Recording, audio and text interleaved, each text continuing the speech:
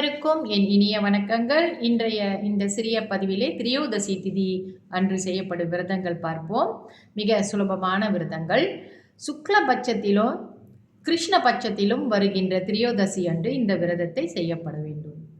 மாசி மாதத்தில் அமாவாசைக்கு பிறகு வரும் திரியோதசி திதியில் ஹரனை, அதாவது சிவனை காதலுக்கு தெய்வமாக வழிபட்டு இருக்க வேண்டிய விரதம் இது.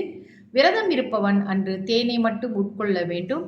நெய், அன்னம், எள்ளு ஆகியவற்றால் ஹோமம் செய்ய வேண்டும். தை மாதம் அமாவாசைக்கு பிறகு வரும் திரியோதசி திதியில் ஹோமம் வளர்த்து யோகேஸ்வரனை வழிபட்டு ஹோமம் வளர்த்து ஆராதித்தால் சொர்க்க வாசத்தை அடைவான். மாசி மாதம் அமாவாசைக்கு பிறகு வரும் திரியோதசியில் மகேஸ்வரனை வழிபடுவதால் முக்தி அடையலாம் அப்படின்னு இருக்கு. ஸோ இதெல்லாம் மிக சுலபமாக நம்ம ஏற்று செய்யக்கூடிய திதி விரதங்கள். அடுத்தபடியாக சதுர்த்தசி திதி அன்று செய்யப்படும் விரதங்கள் பார்ப்போம். சுக்லபட்சத்திலோ அல்லது கிருஷ்ணபட்சத்திலோ வரும் சதுர்த்தசி திதிகளில் செய்யப்படும் விரதங்கள்.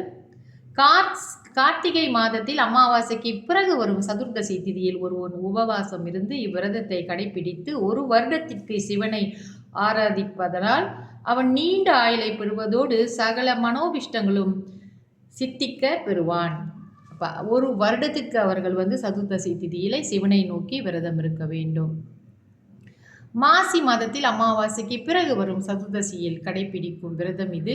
திருதியை, அஷ்டமி, துவாதசி ஆகிய நாட்களில் நியமத்தோடு பழங்களை மட்டுமே புசித்து விரதம் இருப்பது. சதுர்தசி அன்று சிவனை ஆராதிக்க வேண்டும். பின்னர் விரதம் பூர்த்தியாவதற்குள் கொஞ்சம் கொஞ்சமாக பழங்களை சாப்பிட வேண்டும். பிறகு விரதம் முடிந்த பிறகு பழங்களை பிராமணர்களுக்கு தானமாக தர வேண்டும்.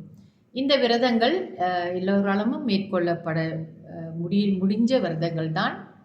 நம்ம விரதங்கள் இருப்பதற்காக முயற்சி செய்து இந்த விரதங்களெல்லாம் நாம் செய்ய வேண்டும். அது நம்ம உடலுக்கும் நல்ல சுகத்தை கொடுக்கும், நம்ம பக்திக்கும் ஒரு வளர்ச்சியான பாதையிலே நம்ம இட்டு செல்லும். அடுத்தபடியாக அடுத்த பதிவிலே நம்ம மற்ற பௌர்ணமி, அமாவாசை விரதங்களை பற்றி பார்ப்போம்.